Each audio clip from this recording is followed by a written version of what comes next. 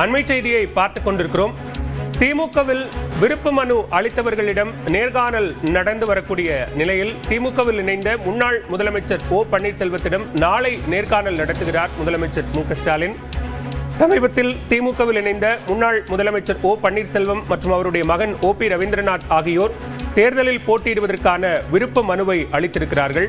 இந்நிலையில் நாளை மாலை தேனி, விருதுநகர், ராமநாதபுரம், சிவகங்கை, மதுரை மாவட்டங்களுக்கான நேர்காணல் நடைபெற இருக்கக்கூடிய நிலையில் முன்னாள் முதலமைச்சர் ஓபிஎஸ்ஸிடம் நாளை நேர்காணல் நடத்த இருக்கிறார் முதலமைச்சர் மு.க.ஸ்டாலின். இது தொடர்பான கூடுதல் விவரங்களோடு இணைகிறார் சிறப்பு செய்தியாளர் கோகுல். விவரங்கள்.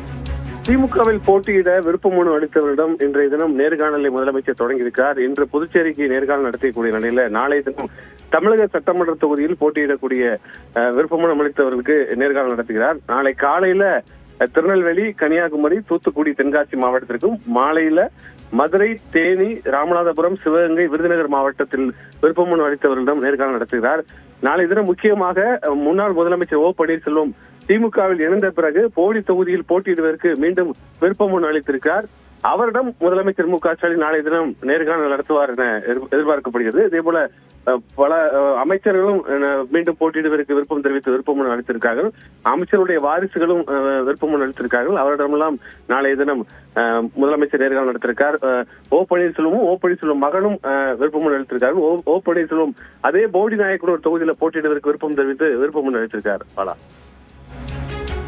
விவரங்களுக்கு நன்றி கோகுல்.